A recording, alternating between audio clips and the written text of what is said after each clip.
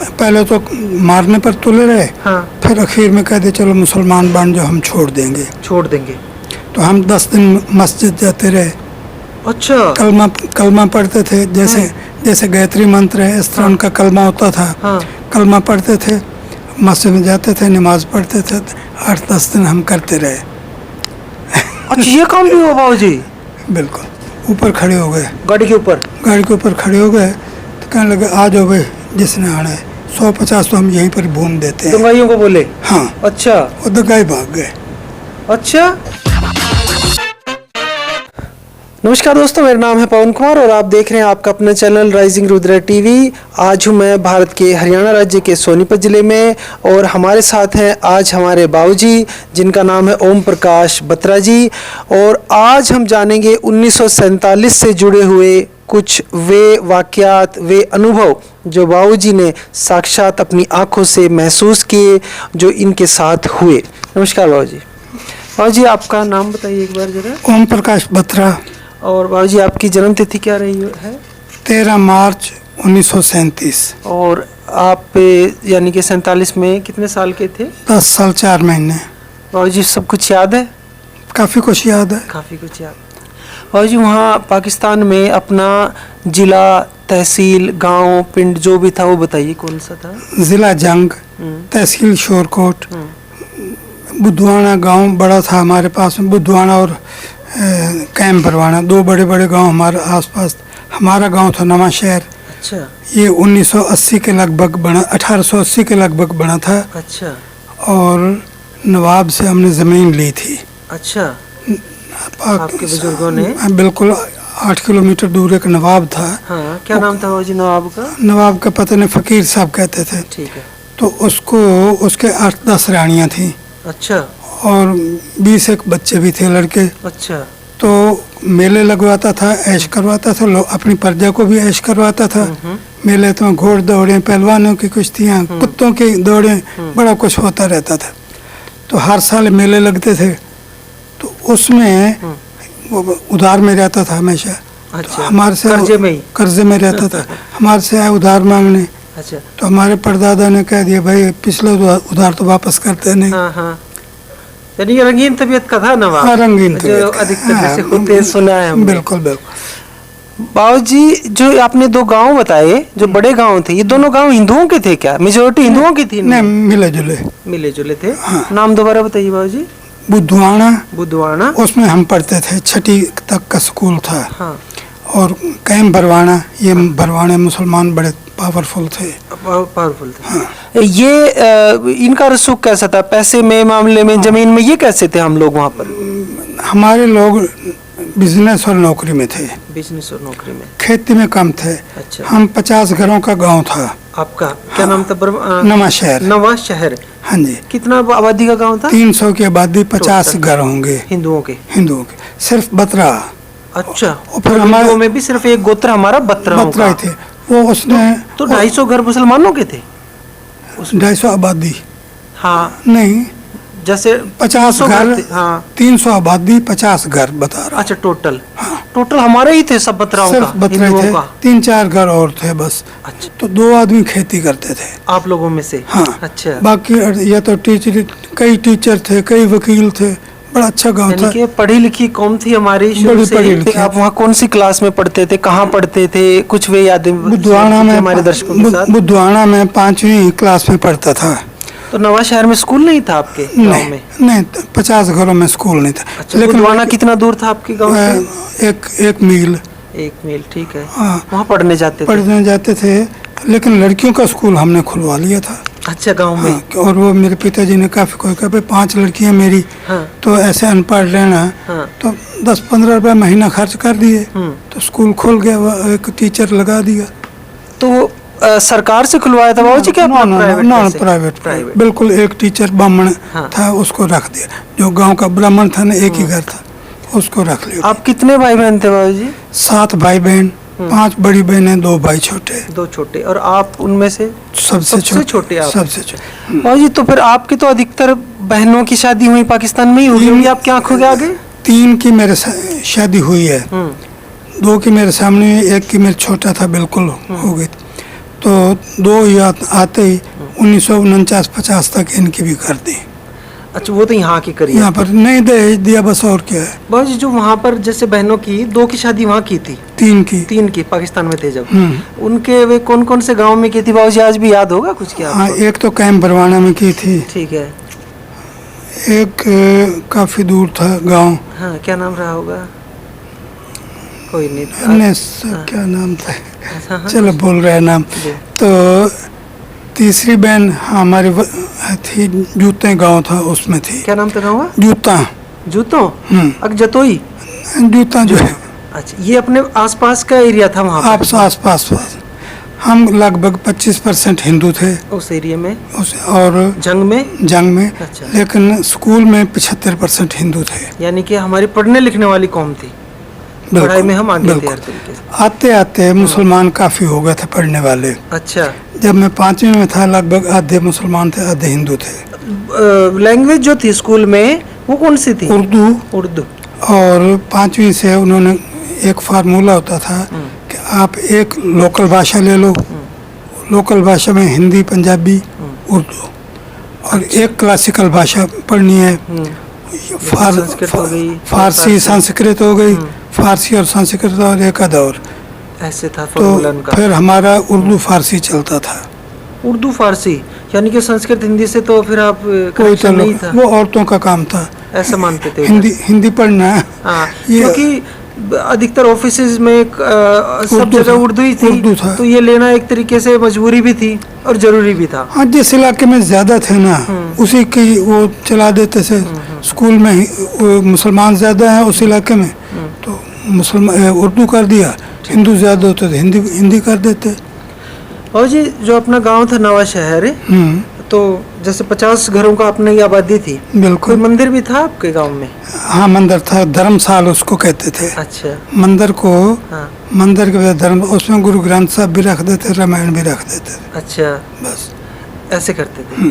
और जैसे हमारे जैसे त्योहार होते हैं कुछ जिसमें हम मंदिर में जाते हैं, तो जो वही उसी में जाते थे आप? उसी में जाते थे कि नहीं जाते थे, ये भी कच्चा पक्का काम था। कच्चा पक्का काम। कोई ज्यादा वो नहीं थे इतने वो।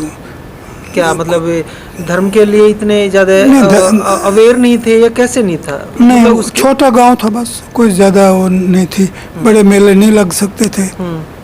तो त्योहार अपने बड़े स्तर पर नहीं मनाते थे? नॉर्मल ना,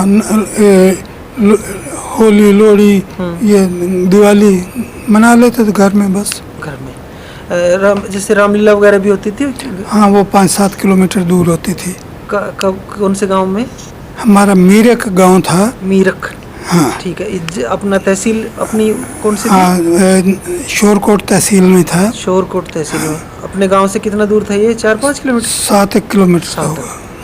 तो वहाँ देखने जाते थे कई बार? मुझे तो लास्ट 1946-47 के 46 या 47 में तो आ गए थे। 46 में हमारी बहनें चली गई, तो मेरे को घर बिठाए, कहें तुम छोटे भी घर में रहो। मेरे बड़े भाई गए थे। मुझे इतना याद है, रामलीला देखने 3-4 दिन करते थे परिवार। हाँ जी, आसपास के कुछ और गांवों के नाम आज भी याद हैं आपने? गुहांड के बताइए जरा। बिल्कुल। कक्कू वाला। अच्छा। कैंप बरवाना बता दिया, काठिया वाला, जूते। हाँ।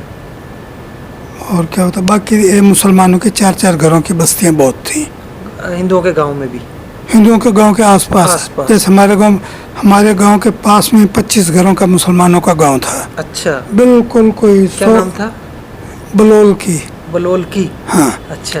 तो कच्ची बस्ती में गरीब लोग थे, खेती करते थे। तो मतलब ये जो हमारी जमीनें जोतते थे, जिसको बोलते हैं, क्या बोलते हैं? काश्तकार थे। काश्तकार थे। मुजहरे ना? बिल्कुल। जी। हिंदू और मुसलमान का वहाँ कैसा था? थोड़ा आइडिया हमें दीजिए। हाँ, नहीं, हिंदू मुसलमानों के रिलेशंस ठीक थे उस समय। ठीक थे? हाँ। अच्छा। और मैं आपको बताया ना, मुसलमान औरत ने कहा हमारे घर में आइए आप। 47 के समय? 47 में। हमने कहा कहाँ जाए, ऐसी रोज बातें होती रहती थी। अच्छा। बड़ों में हमें तो पता नहीं था ज्यादा क्या हो रहा है। आपका कहने का मतलब है जब 47 की खबर चलने लगी कि अब बंटवारा हो गया, हाँ, और अभी इधर मुसलमान इधर रहेंगे, हिंदू उधर जाएंगे, उधर के मुसलमान इधर आएंगे, ऐसे ये अभी ज्यादा नहीं नहीं था। और शायद वापस आ जाए, क्या है होता है, कुछ क्लैरिटी नहीं थी। क्लैरिटी नहीं थी। तो फिर बात उठने लगी थी पर जब 2-3 दिन रह गए, लुटेरे आ गए, आने वाले थे पास वाले गांव में, इधर भी पहुंच गए, इधर कल हमारे ही नंबर लगेगा, तो हम भी तलाश के कहाँ पनाह कहाँ पर ले, ये तो आकर से घोंप देंगे। अच्छा। तो बताया ना, पड़ोस में एक मुसलमान औरत थी आपके गांव में? हाँ, नहीं वो साथ वाले गांव में, साथ वाले गांव 50-60 गज दूर था बस बिल्कुल ही यहाँ तक। क्या नाम था गांव का? बलोल की। हाँ, बलोल की बस्ती। कच्चे घर थे उसमें मुसलमानों के। हाँ, तो वो कहने लगी भाई आप हमारे पनाह ले लो, पहले मेरे 5 बच्चे हैं, पहले वो मरेंगे, फिर समझो आपका किस्मत, पहले मैं अपने बच्चे शहीद करूँगा।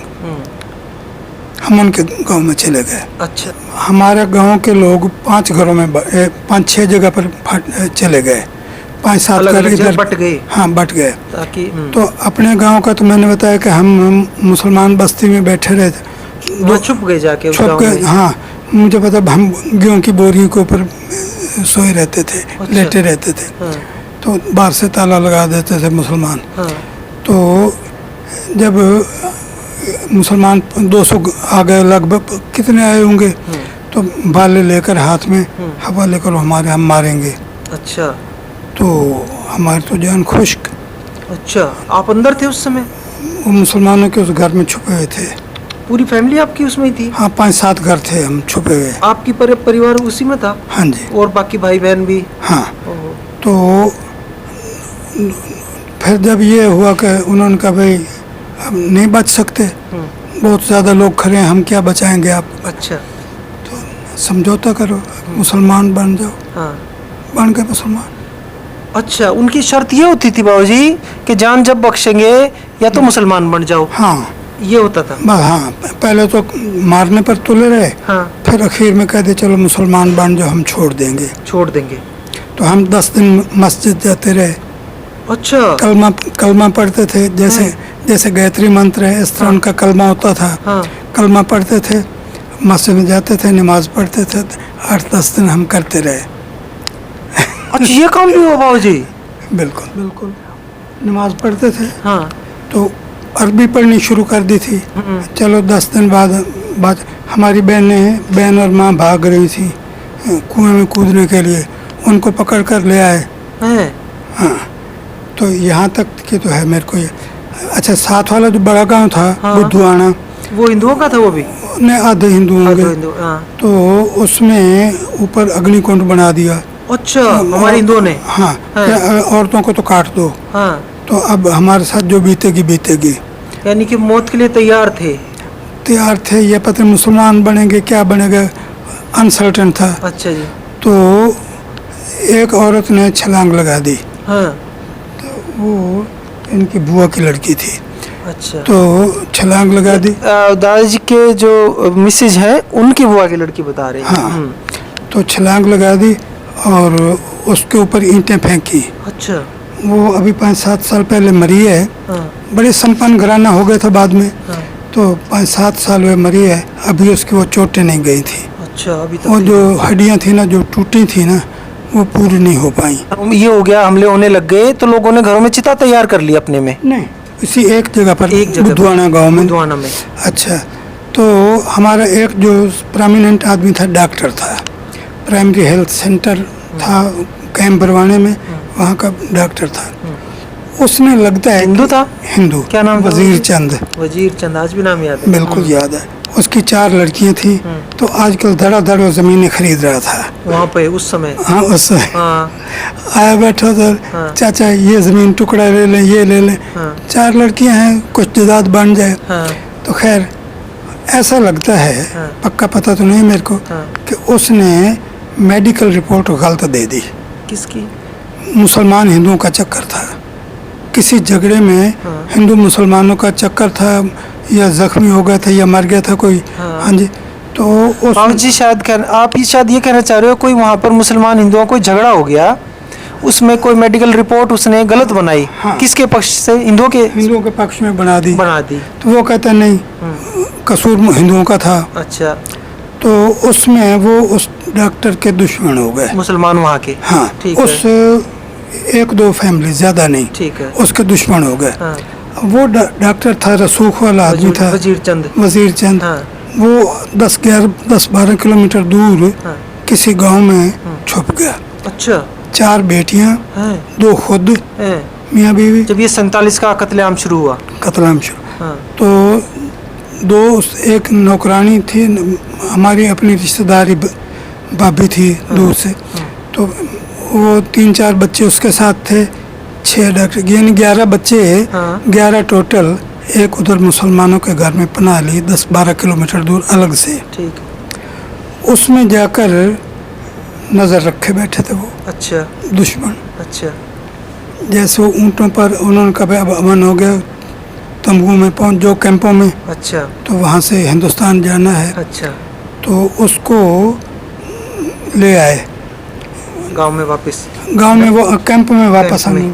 इनके गांव में कैंप लगा था, मिसेज के गांव में। क्या नाम था गांव का? हवेली बहादुर शाह गांव का नाम है? हाँ, हवेली बहादुर शाह गांव का नाम। गांव से कितना दूर था ये गांव? कोई 10 किलोमीटर होगा। 10। ठीक है। तो वहाँ पर ये कैंप लगा था। हाँ, वजीर चंद कैंपों में। हाँ, कैंप में आने लगे। 3-4 ऊँट फैमिली थे, के साथ। 3-4 ऊँट तैयार के 11 थे। तो 3-4 ऊँट पर लद कर आ रहे थे। 1-आध किलोमीटर गांव से निकले होंगे, घेर लिया। अच्छा। कहते भाई हाँ। नीचे उतरो। अच्छा। कहाँ बैठे हो चढ़कर? हाँ। उतर जाते हैं। हाँ। पिस्तौल रख दो यहाँ पर। फेंक दिया पिस्तौल। वजीर चंद अच्छा रसूखदार आदमी था, डॉक्टर था, पैसे से मजबूत था। पैसे से तो ज्यादा मजबूत था। लाइसेंस बंदो हथियार था उसके पास? पता नहीं, ये पता अच्छा, ठीक। ये अच्छा मतलब है, गांव का रिस्पेक्टेड नामी था। जो आदमी 5-7 होता है। जो रिस्पेक्टेड आदमी होते हैं उनमें एक था वो। ठीक, ठीक। तो पैसा काफी था, जमीनें खरीद रहा था धड़ाधड़। हाँ, जमीन ऊँटों से उतार लिया उनको। उतार लिया 11 के 11 अच्छा, नीचे, परिवार वाले सारे? सबको उतार लिया। कहता कपड़े उतारो। अच्छा। कपड़े उतारे। हाँ। वो एक आदमी पैंट पहनता नजर आता था हमें। अच्छा। तो सारे उसके कपड़े उतरवाए। अब कहने लगे कच्छा उतारो। अच्छा। अंडरवियर क्यों पहने हुए हो? अच्छा। वो भी सबके सामने उतारा और तान लिया पिस्तौल उसके ऊपर। अच्छा। वो भागा नंगा, हाँ। ऑल ऑफ नंगा भागा। हाँ। भागा 5-7 किलोमीटर दूर कैंप था ये। हाँ। अब इतना भाग नहीं पाता, तो वो पीछे ऊँटों पर भागे। हाँ। वो मस्जिद में जाकर छुप दिया, हाँ। किसी मस्जिद में। हाँ। यहाँ तो नहीं मारेंगे। हाँ। उनका कैसे नहीं मारेंगे, हाँ। मरना है सो मार। हाँ। खींच कर हाँ। हंटरों से उसको मारा, अच्छा। जान निकाली। फिर घोड़ों के साथ उसकी लाश को बांधा हाँ। और कंकरों में घसीटा, ओहो। जलील करके मारा। कहते तू कैसे बचेगा? रोज उसकी परिवार की जो लड़कियां थी, उनके परिवार के, उनका क्या हुआ? कुछ अच्छा, पता? हाँ, वो उसकी वाइफ को और 2 छोटी बच्चियां थी अभी गोद में थी, उनको तो ले गए। ले गए? डॉक्टर को मारा, 3 को ले गए। नौकरानी और उसके साथ 4 बच्चे थे, हाँ। वो बच गए। 2 उसकी भाग के बचे? विभाग के हाँ, बचे? नहीं, वो बस उन्होंने उनका कुछ नहीं कहा, उन्होंने छोड़ दिया? छोड़ दिया। वो हवेली बहादुर शाह आ गए कैंप में। अच्छा। आकर हॉरर स्टोरी सुनाई। तब आपको ये स्टोरी पता लगी? तो हाँ, 2 लड़कियां डॉक्टर की, बड़ी लड़कियां, वो भी बच गई थी। तो जवान थे वे सब बच्चे? नहीं लड़कियां? नहीं, हाँ। 2 साल न, 1 साल, 3 साल, 5 साल, 7 डॉक्टर साल। जवान ही था? हाँ। तो उसकी जो कितनी घरवाली को ले गए एक तो? हाँ। है रख ली? और 2 लड़कियां जो गोद में थी। हाँ। वे वहीं रख ली बाबूजी? हाँ। उठा ले गए? कुछ पता उसके बाद नहीं चला। नहीं चला। आसपास किसी गांव में बाबूजी सुना हो कि वहाँ मारकाट हो गई, मार दिया हो, कुछ ध्यान हो, अंदाजा हो? बस यही था कि सिखों को चुन चुन कर मार रहे थे। अच्छा, इनको खास तौर से टारगेट करते थे बाबूजी? तो मैं ये जानना चाहता था कि यहाँ का तो मुसलमान इतना पावरफुल था कि उसको खाली मिलिट्री की वजह से की मदद से हटाया जा सका और वे जा नहीं रहे थे। क्या पाकिस्तान में भी ऐसा हुआ कि हमारे सिखों के या हिंदुओं के इतना मजबूत कोई गांव था कि वहाँ के मुसलमानों से जो खाली ना हो सका और मिलिट्री पुलिस बुलाई गई, या बस ऐसे ही खाली हो गए हमारे? तो सीधी बात तो सच्चाई बताइएगा। सीधी बात तो यह कि हिंदू बेसिकली कमजोर है जी, बस। वो ज्यादा तो जी जैसे आदेश हुआ भेड़ बकरियों की तरह कैंपों में इकट्ठे होने लग गए। हाँ, भागने लग गए। अमृतसर में, अमृतसर से थोड़ा पहले 30 किलोमीटर पहले गाँव है, तो वहाँ पर मुसलमानों का कैंप लगा, हिंदू भाग गए। अच्छा, अमृतसर में मेरे दोस्त है वो भाग गए। हैं? क्यों, कैसे समझा नहीं मैं, क्या हुआ? भाई मुसलमानों का कैंप लग गया वहाँ पर, जैसे अमृतसर में 1947 कि में भाई पाकिस्तान जो पंजाब के पाकिस्तान जाने से पहले। ठीक है। हाँ, तो जैसे गांव का, उनके गांव में मुसलमानों का कैंप लगा तो हिंदू गांव छोड़कर भाग गए। हिंदुओं का गांव। हाँ हाँ, कुछ वो बातें बताइए। सामान इकट्ठा कैसे किया, कैसे चले, तैयारी कैसे की, ट्रेन में आए, बसों में आए, कैसे काफिला चला? इनके पिताजी हवेली बहादुर शाह में थे। अब जरा एक बार मैं रिक्वेस्ट करूंगा दाई जी का दिखाइए, हमारे पास ही बैठी हैं। गांव था, गांव कौन सा था इनका? हवेली बहादुर शाह, बड़ा सा गांव था, बड़ा गांव था हिंदुओं का। हिंदू मुसलमान मिले जुले। हवेली बहादुर शाह, मुसलमान कुरैशी कसाई। हाँ, इतना कुरैशी बड़े पावरफुल थे वहाँ पर इनके गांव में। इनके गांव में तो बाबूजी, तो ये शादी जब तक तो हुई नहीं थी ना बाबूजी? अभी तो 64 में शादी हुई। तो इनके जो पिताजी थे, इनकी बहन हमारे गांव में थी। इनकी भांजी ने छलांग लगाई थी, जिसकी मैं बात कर रहा हूँ, जिनके चोट के निशान। हाँ, तो उसने इनके पिताजी ने कहा मैं अपनी बहन को तो लेता हूँ हमारे गांव में। तो अपनी बहन को लेने के लिए आए, मिलिट्री को लेकर एक ट्रक को। वो पूछते थे भाई कौन कौन से गांव में अभी हिंदू बैठे, निकालें हम। तो इन्होंने, इनके पिताजी ने कहा कि भाई ये हमारा एक गांव इधर नवा शहर है, उसमें हमारे फंसे हुए हैं कुछ आदमी। अच्छा, तो वो हवेली बहादुर शाह तक पहुंचा गए। अच्छा, हाँ। फिर इनके और आपके परिवार गांव वाले इकट्ठे आए थे कैंपों में, तो फिर सारे इकट्ठे हो गए, 20-50 गांव के लोग इकट्ठे हो गए। फिर अपना वहाँ से इकट्ठे होके कौन सा कैंप लगा, कहाँ लगा? 6 दिन वहाँ पर रहे। कौन सा जगह? हवेली बहादुर शाह में 6 दिन रहे लगा, ठीक है। फिर उसके बाद हम आए जंग में कैंप लगा। हाँ, वहाँ पर 3 बड़े बड़े कारखाने थे हिंदुओं के। अच्छा, रामदित्ता मल। हाँ, अच्छा, आज भी याद है बाबूजी। हैं? किस चीज का कारखाना था ये? रुई बेलने के, रुई का कपास बेलने थे। अच्छा, तो अच्छा, अपने उस एरिया में कपास ज्यादा होती थी ना? हाँ, बहुत होती। तो ये 3 मनोहर लाल का था, मनोहर लाल, तीसरा रामदित्ता मल, मनोहर लाल, और तीसरा याद नहीं आ रहा, ठीक, जिसमें हम थे वो ही नहीं याद आ रहा। अच्छा, कोई नहीं होता है बाजी। तो वो गांव हम वहाँ पर आ गए। अच्छा, अब बड़े बड़े फट्टे थे, इतने चौड़े। तो कहा भाई इतनी जगह ले लो। एक फैमिली को समझो 6-6, 7-7 फुट जगह मिल गई। तो हम 6 आदमी थे, 2 बहनें, 2 हम और 2 माता पिता। तो 6 और 1 बहन हमारे पास भी आई हुई थी उस टाइम। वो भी 8 आदमी हम किसी तरीके से वहाँ पर रह रहे थे। तो जंग में कैंप में कितने दिन रहे? 51 दिन। 51? तब तक नंबर ही नहीं आया? नंबर कभी 1-2 आई थी गाड़ियाँ। नहीं नंबर लगा। और जो वो 51 दिन भी बड़ी मुश्किल से कटे होंगे? बड़ी मुश्किल से कटे होंगे। लैट्रिन, घर नहीं, कुछ नहीं, खाना, लैट्रिन की जगह नहीं थी। कहाँ जाए, हर जगह पर ये लैट्रिन हुई पड़ी, ये हुई पड़ी, ये हुई। तो कहीं पर ढूंढते थे, इधर लैट्रिन हुई पड़ी है, इधर भी पाँव का निशान है, इधर। ये बैठ कर लैट्रिन के ऊपर लैट्रिन करते थे। फिर अच्छा, बाहर निकल नहीं सकते थे। क्यों? काटते थे, क्या फायदा। अच्छा, डर भी था। डर लगता था। 100 गज दूर हम अपने कारखाने से 100-150 गज दूर तक जाते थे, बस लैट्रिन होने के लिए। आगे निकलने को डर लगता था। आसपास मुसलमानों की आबादी थी? सब मुसलमान। अब तो हिंदू तो निकल आए थे शहर छोड़कर। तो उस कारखाने में जहाँ हम थे वहाँ उसकी सिक्योरिटी, सेफ्टी नहीं थी कुछ फौज पुलिस के द्वारा? थोड़ी बहुत ही थी, मिलिट्री थी। हाँ, इसी वजह से वैसे मुसलमानों को हवाले कर रखा था। भाई आपने ख्याल रखना है, चाहे मुस्लिम मिलिट्री रही, सिख मिलिट्री रही, गोरखा मिलिट्री रही, थोड़े दिन तीनों रहे। तीनों ने ठीक काम किया। अच्छा, फिर 51 दिन के बाद बाबूजी फिर कैसे आगे चली गाड़ी? फिर आगे कैसे बढ़े आए? गाड़ी आई तो जंग में रेलवे स्टेशन था क्या? जंग रेलवे स्टेशन था, अच्छा शहर था, जंग रोहतक जैसा शहर था। अच्छा। हम सामान लेकर स्टेशन तक भागे, पता चला नहीं आई, 2 घंटे बैठकर आ गए, वापस नहीं आई। अच्छा। खैर नेक्स्ट डे हाँ। आ गई गाड़ी, सचमुच ही। अच्छा। तो मालगाड़ी थी, हाँ। मालगाड़ी में हम डब्बों में घुस गए, अच्छा, सामान की तरह सामान की तरफ घुस गए, भीड़ भाड़ में। नीचे ही बैठ गए ऐसे फर्श हाँ, पे, है ना? वो अच्छा। तो रात को गाड़ी ऊपर ऊपर छत पे थोड़े बैठे होंगे, अंदर ही अंदर ना? नहीं, मालगाड़ी थी, ऊपर डब्बा छत नहीं थी, छत नहीं थी। हमारे डब्बे में छत नहीं थी। ठीक है। अब अभी अक्टूबर मौसम चल रहा था, हाँ, ठंड थी हल्की हल्की। हल्की ठंड भी थी और अभी गर्मी भी थी। हाँ। तो प्यास लगी तो हमारा बहनोई एक बताया ना, एक बहन हमारे साथ आ गई थी। ये ट्रेन के अंदर की बात बता रहे हैं आप? ट्रेन के अंदर के लाहौर में पहुंचे सवेरे और सवेरे, किस समय चले थे जंग से गाड़ी में बैठ के ट्रेन में? रात को चले थे, कोई 300 किलोमीटर था अच्छा। लाहौर। अच्छा। तो लाहौर में गाड़ी पहुंची। अच्छा, नॉन स्टॉप चले बाबू जी या कहीं रुके हाँ, भी? नहीं, रुकने की कोई जगह वजह ही नहीं थी। रास्ते में पिता ने बताया कि ये हमारी दुकान है, मंडी में रास्ते में क्या?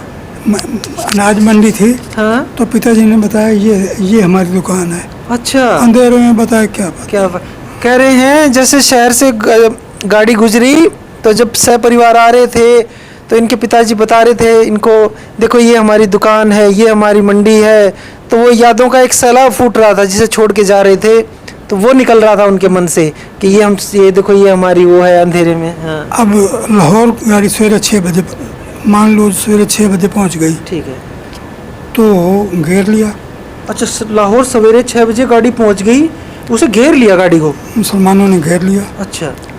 और ठीक है, गाड़ी रुक गई? काटेंगे।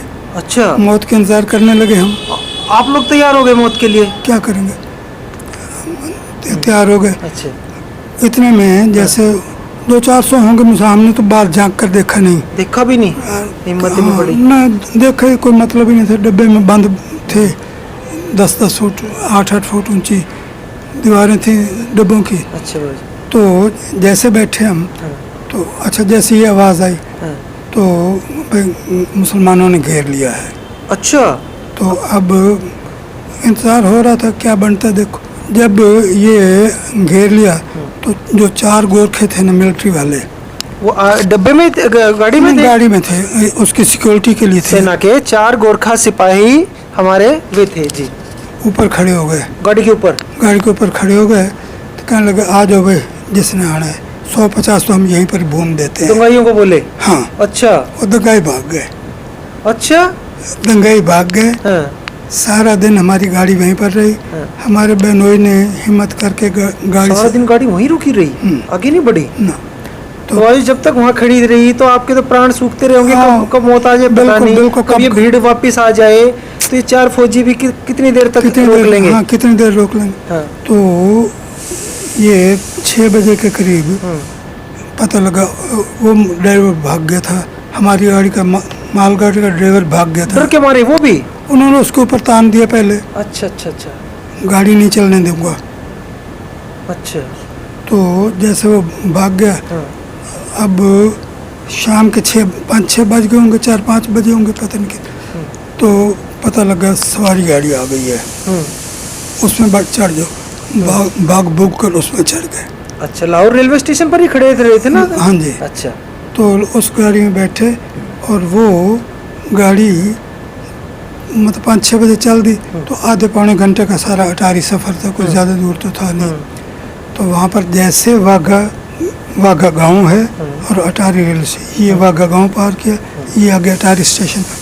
तो जैसे वाघा गार तो हिंदुस्तान जिंदाबाद के नारे लगने लगे ट्रेन में? ट्रेन आप में। सब लोगों के द्वारा? हाँ। अच्छा।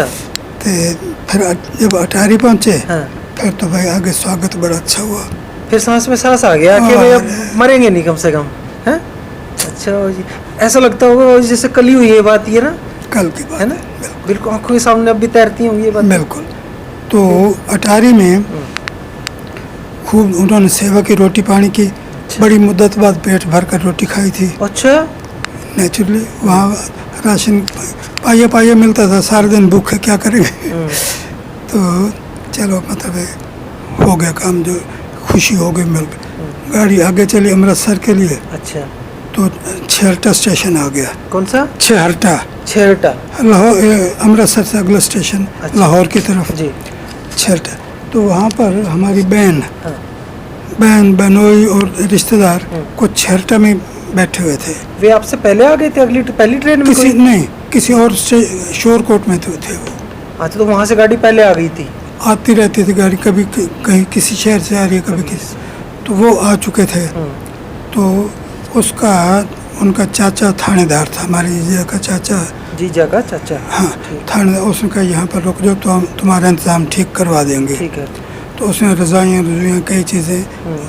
तो हमें रात के 12 बजे आवाज़ें आ रही हैं, गंडाराम बत्रा, गणपत राम बत्रा, उतर आओ, हम यहाँ पर ही हैं सर। तो हमारी आवाज़ पहचान ली। अच्छा। हम उतर गए कि यहीं पर उतर जाओ, बाद में चलेंगे आगे। स्टेशन की बात है बाजी? छेहरटा स्टेशन। छेहरटा स्टेशन पर आपको सिर्फ ये पता था कि आपके कुछ परिवार वाले, बहन के जीजा वगैरह, मतलब आपके जीजा वगैरह इस शहर में यहाँ पर हैं? उनको पता चला कि हमारी गाड़ी आ रही है, तो उन्होंने ऐसे आवाज लगा के रात को आपको ढूंढा और आपने उनकी आवाज पे ऐसे रिस्पॉन्ड करके पहचान के उतर के उधर पहुंचे। देखिए, रात थी ना, अंधेरा था। अंधेरा। कैसे कैसे घटनाएं हुई हैं। अच्छा। तो सुबह हम 22 दिन अमृतसर में पड़े रहे। ऐसे पता नहीं कैसे पड़े रहे।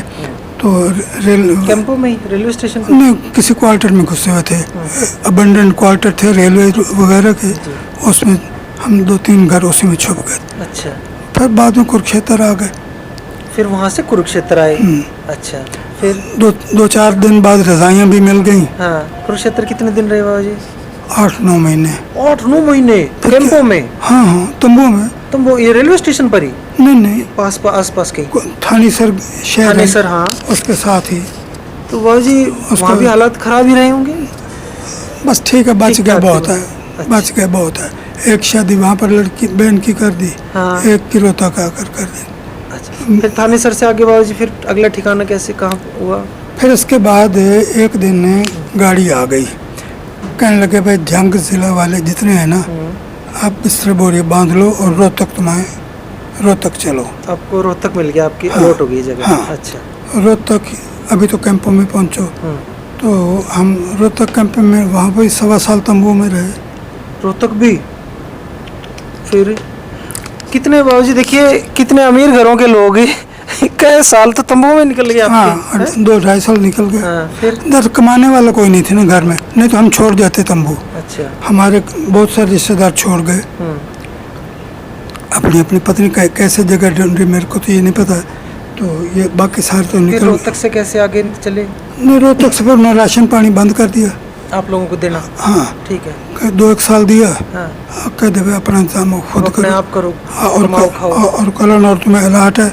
फिर आपको रोहतक से सूचना अगली आई कि आपको जगह कलनौर अलॉट हो गई। हाँ। कलनौर भी 1947 से पहले मुस्लिम रांगड़ों का, यानी कि मुस्लिम राजपूतों का एक बड़ा मजबूत किला गढ़ एरिया का मशहूर नामी हरियाणा में हुआ करता था, जिसके किस्से आज भी प्रचलित है।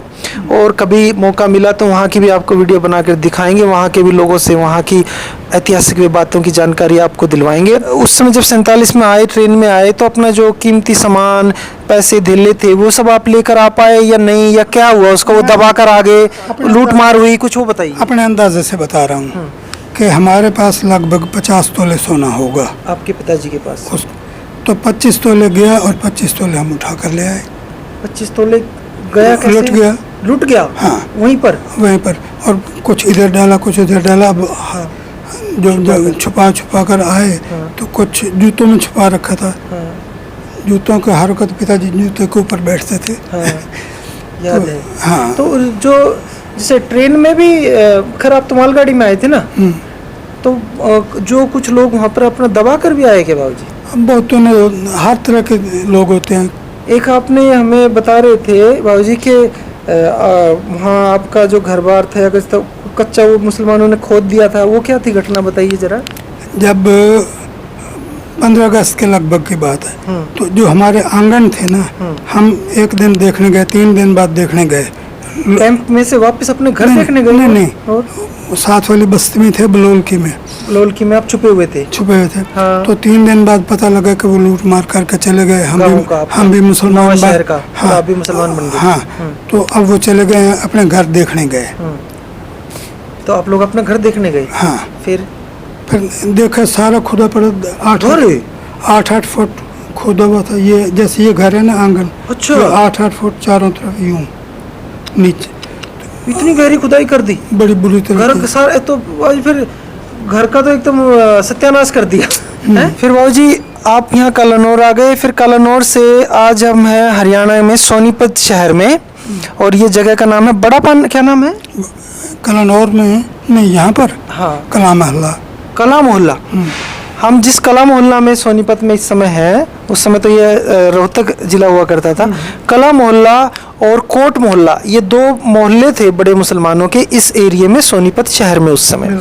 और आज भी इस कला मोहल्ला में और कोट मोहल्ला में जो आप गलियां देखेंगे, ऐसे भीड़ी भीड़ी संकरी, ऊंचाई वाली निचाई वाली घरों के नक्शे बिल्कुल उसी तरह के हैं जैसे एक ट्रेडिशनल मुस्लिम मोहल्ले के हुआ करते थे। दादाजी को घूमने फिरने का बड़ा शौक है, तो दादी जी को भी अधिकतर भारत इन्होंने घुमाया हुआ है, दिखाया हुआ है, सिवाय आसाम साइड छोड़कर बाकी सारा। और कितने साल हो गए दादाजी अब शादी को? 64 से लगा लीजिए, 57 साल हो गए। तो 57 साल का एक सुहाना सफ़र है, और भगवान इसको लंबा ऐसे ही रखे, बड़ी सुनहरी यादें हैं।